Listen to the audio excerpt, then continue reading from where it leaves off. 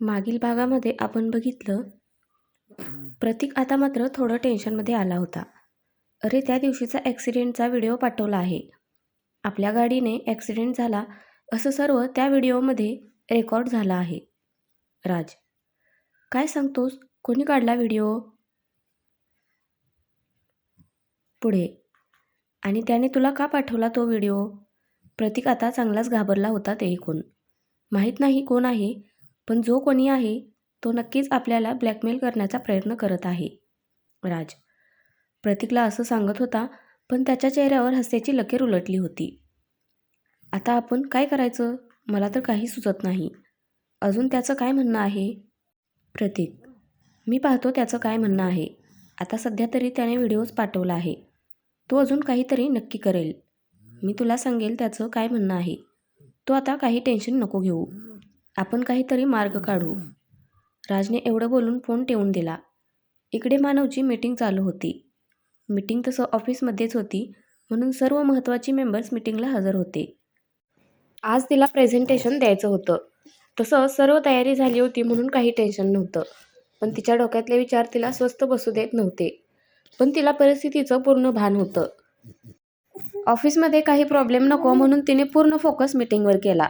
तिने प्रेझेंटेशन व्यवस्थित दिलं आणि तिच्या प्रेझेंटेशनमुळे आजची डील फायनल होईल असं वाटत होतं.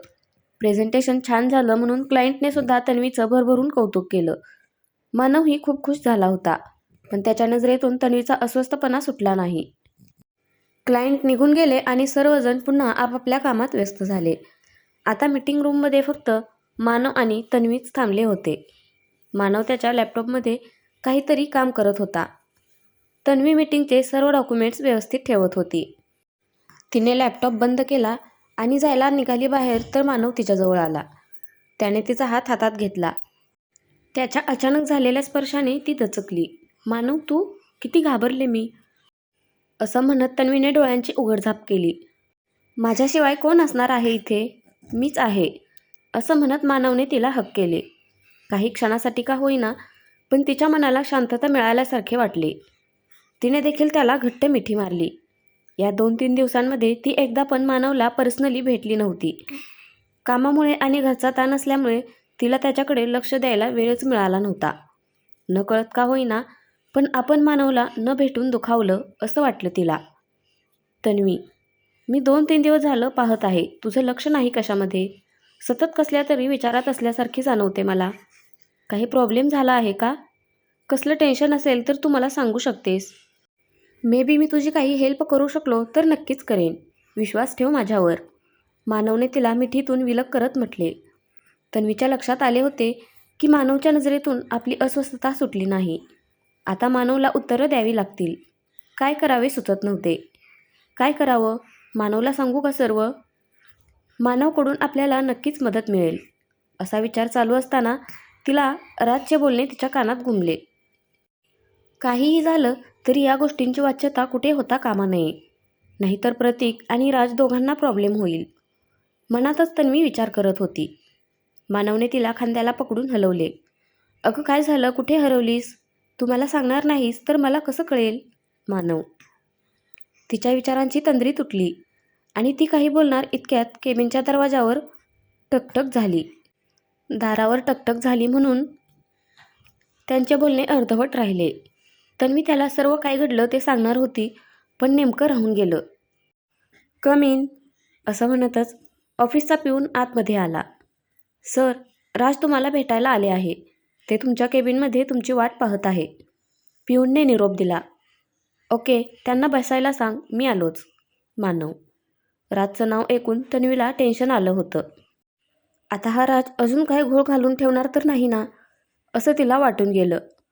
मानवने तन्वीकडे पाहिलं आणि खांदे ओढून तिच्याकडे प्रश्नार्थक नजरेने पाहिले. काय झालं? असं का पाहत आहे? तन्वीने विचारले. अगं, तू काहीतरी सांगणार होतीस ना? मानव, हो सांगणार होते, पण आता नाही, नंतर. तू अगोदर जाऊन राजला भेट, मग सांगते. आपण आज ऑफिसमध्येच आहे, बोलू नंतर. तन्वी, काही होत नाही, आत्ताच बोलू आपण. राज थांबेल थोड्या वेळ, तसंही मला त्याला भेटण्यात काही इंटरेस्ट नाही. मानव थोडं चिडचिड करत बोलला. अरे, तुला भेटायचं नाही, पण तो तर आला आहे ना ऑफिसमध्ये. तू त्याला न भेटणं योग्य दिसणार नाही. जा भेट त्याला, तन्वीने त्याला समजावून सांगितले. थोडंसं वेडंवाकडं तोंड करत मानव तयार झाला. ओके, पण मला ऑफिसनंतर भेट, आपण बोलू मग, असं म्हणून मानव निघाला. तन्वीने होकारार्थी मान हलवली. इकडे राज संपूर्ण केबिनमध्ये फिरत होता. मानवच्या वस्तू चेक करत होता. त्याने बुक शेल्फमधून एक बुक घेतली आणि पाहू लागला. तेवढ्यात केबिनचा दरवाजा उघडला आणि मानव आतमध्ये आला. हे गुड मॉर्निंग भाई, असं म्हणत राज मानवजवळ आला. त्याने मानवला हक करण्याचा प्रयत्न केला, पण मानवने त्याला अडवले.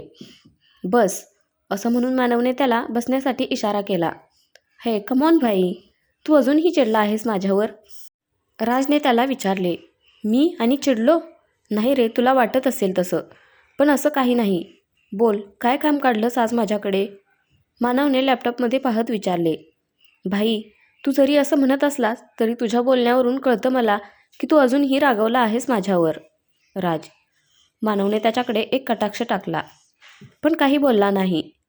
हे बघ भाई, मागे जे काही झालं ते चुकीचं होतं. आपण एका मुलीसाठी भांडलो. पण आता मला माझी चूक कळली आहे, म्हणूनच मी तुझ्याकडे आज तुला भेटायला आलो. तू प्लीज असे नाराज नको होऊ. मी पुन्हा असं नाही वागणार. प्लीज मला माफ कर. मी भावनांच्या आहारी जाऊन ते सर्व बोलून गेलो होतो.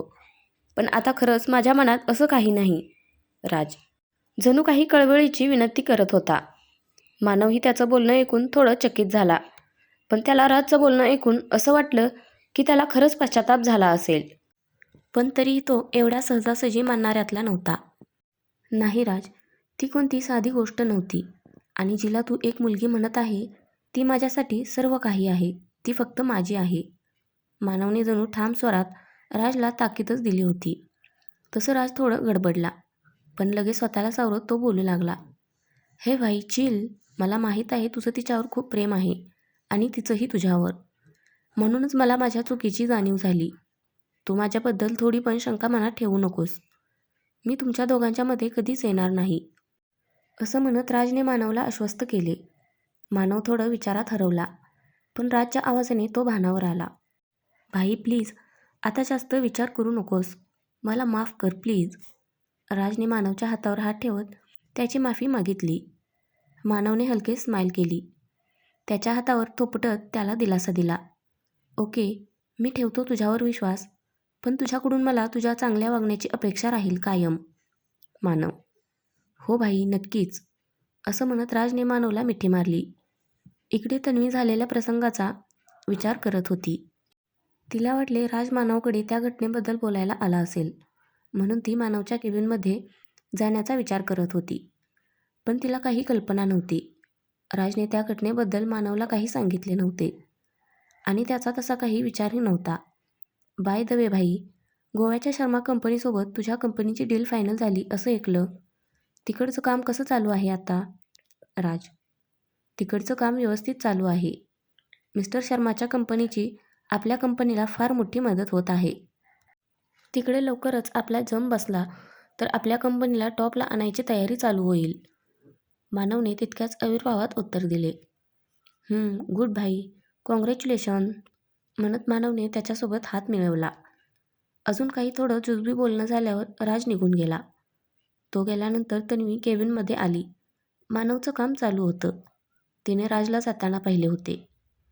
मानव त्याच्या कामात व्यस्त असल्यामुळे तिने त्याला काही विचारणं ठीक नाही समजलं. ऑफिस टाईम संपल्यानंतर सर्व एम्प्लॉईज एक एक करून निघून गेले.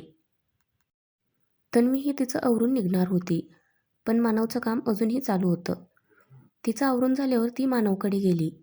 मानव, अजून काम बाकी आहे का? तिने हळूच विचारले. हो, अजून थोडं काम बाकी आहे. तुझे आवरले का सर्व? मानव, हो माझं झालं आहे. फक्त आज झालेल्या मीटिंगचे नोट्स बनवायचे राहिले आहे. ते मी घरी जाऊन करेल. तन्वी, ओके, फक्त 10 मिनिटे थांब, आपण सोबत निघू. मी तुला ड्रॉप करतो घरी. मानव, ठीक आहे. तन्वी तिच्या डेस्कवर गेली. ती मानवकडे एकटक पाहत होती. तो बिझी असताना अजूनच क्यूट दिसतो असं वाटलं तिला. त्याच्या डोळ्यांची होणारी हालचाल, पापण्यांची होणारी उघडझाप, त्याच्या लांब लांब पापण्या तिला खूप आवडायचं हे सर्व. त्याचा विचार करत असताना तिलाच हसू आलं. असं वाटत होतं जगातील सर्वात सुंदर दिसणारा मुलगा हा फक्त माझा आहे. देवाने त्याला माझ्यासाठीच पाठवलं आहे. चक्क गालातल्या गालात लाजली ती. आणि नेमकं त्याच वेळी मानवने पाहिलं. हॅलो, काय झालं, एकटीच का हसत आहे? मानवने तिला विचारलं. हां, काही नाही, असंच, त्याच्या आवाजाने दचकली आणि तिच्या चेहऱ्यावर लाली पसरली. झालं का तुझं? चल निघू, असं म्हणत तन्वी डेस्कवरून बॅग घेऊन उठली. अगं हो झालं, पण थांब, त्याआधी मला तुझ्याशी बोलायचं आहे, असं म्हणत मानवने तिला थांबवलं. झालं. मॅडमचा चेहरा सर्रकन उतरला. तिला वाटले तो त्या घटनेबद्दल बोलणार असेल. जर काही राजने सांगितले असेल तर? म्हणून तन्वीने त्या अगोदर मानवला विचारले. मला आधी सांग, आज राज कशासाठी आला होता? त्याने काय सांगितले तुला? तन्वीने विचारले. काय? राज, त्याचा काय संबंध? तो तर सहजच आला होता मला भेटायला. तुला काय वाटलं? त्याला वाटले त्याच्या आणि राजमध्ये जो काही वाद झाला होता त्याबद्दल जे बोलणं झालं ते तन्वीला समजलं. मला कुठे काय वाटलं, मी तर सहजच विचारलं. तो अचानक आला म्हणून. तन्वी. हो ते आहेच, पण थांब, मला तुला तरी पण काहीतरी सांगायचे आहे, असं म्हणून मानवने तिला मागे त्यांच्यामध्ये झालेला वाद आणि आज झालेलं बोलणं सर्व काही तन्वीला सांगितलं. पण तन्वीला सर्व ऐकून काही नवल वाटलं नाही, कारण तिला त्याचं असं वागणं अपेक्षित होतं. म्हणून यावर तिने काही रागाची प्रतिक्रिया दिली नाही. मानवला थोडं हायस वाटले. तिला राग आला नाही पाहून त्याचा जीव भांड्यात पडला. चल निघू आता आपण, असं म्हणत मानवने तिचा हात पकडला आणि समोर जाणार तर तन्वीने त्याला थांबवले. थांब मानव, मला तुला काहीतरी खूप महत्त्वाचे सांगायचे आहे. तन्वी. अरे यार शट, मी विसरलोच, आपण सकाळी बोलणार होतो पण राहून गेलं. आय एम सॉरी लव, असं म्हणत मानवने तिचा हात धरला. इट्स ओके, मला राग नाही आला, पण मी जे सांगते ते सर्व तू शांतपणे ऐकून घे. तन्वी. मानवने तिला संमती दिली. तसं तन्वीने त्याला या 2-3 दिवसात जे काही घडलं ते सर्व सविस्तर सांगितले. एकूण एक गोष्ट तिने त्याला सांगितली. आणि राजवर तिचा विश्वास नाही यामध्ये त्याचा काहीतरी हात आहे हे सुद्धा आवर्जून सांगितले. मानवने सर्व शांतपणे ऐकून घेतले. यामध्ये त्याला तिच्या दादाची चूक आहे असं वाटत होतं. पण तन्वीचा राजवरचा अविश्वास देखील तितकाच दृढ होता आणि त्याला माहीत होतं राजही असं काही करू शकतो जेणेकरून त्याला तन्वीच्या भावाला अडकवून तन्वीपर्यंत पोहोचायचा मार्ग मिळेल. पण क्षणात त्याला असंही वाटलं की आजच राज येऊन एवढ्या कळकळीने त्याने आपली माफी मागितली, पण मग तरीही तन्वीला असं का वाटत असेल? तो विचार करत असताना तन्वीने त्याला आवाज दिला. तो काही बोलत नाही म्हणून तिला टेन्शन आले होते. मानव, तू काही बोलत का नाही? तुझं काय मत आहे सांग ना. मला दादाला या सर्वातून बाहेर काढायचं आहे. तू मला मदत करशील का? अशा परिस्थितीत मी फक्त तुझ्यावर विश्वास ठेवू शकते. तन्वीच्या डोळ्यात आता अश्रू यायला लागले होते. हे हे डोंट क्राय, मी आहे ना, माझ्यावर विश्वास ठेव. आपण नक्कीच यातून काहीतरी मार्ग काढू. पण आता राजला मला काही माहीत आहे हे कळू देऊ नको. आपल्याला आता मनाने नाही तर डोक्याने विचार करावा लागेल, असं म्हणत मानवने तिचे डोळे पुसून तिला जवळ घेत शांत केले. पुढे काय करायचे यावर उद्या बोलू, असं म्हणत मानव तिला घेऊन ऑफिसच्या बाहेर पडला. पण त्यांच्यावर नजर ठेवून असलेला राज अजूनही त्यांच्या मागावर होता. यापासून ते दोघेही अनभिज्ञ होते. राजने तन्वी घरी जाईपर्यंत त्या दोघांचा पाठलाग केला. मानव जसं तिला घरी सोडून गेला, तन्वी घरात गेली तसं राज गाडीतून उतरून त्यांच्या घराच्या दिशेने जाऊ लागला. तन्वी घरी पोहोचली तर तिचे आई बाबा त्यांच्या कामात व्यस्त होते. तिने आईला घरी आले घरी असं सांगून फ्रेश होण्यासाठी रूममध्ये निघून गेली. तेवढ्यात दाराची बेल वाजली. तिच्या बाबांनी दरवाजा उघडला तर समोर राज उभा होता. त्यांनी राजला घरात घेतले. इकडे तन्वी फ्रेश होऊन खाली आली. तिला राज बसलेला दिसला, पण तिने त्याच्याकडे दुर्लक्ष केले. ती सरळ किचनमध्ये तिच्या आईजवळ गेली.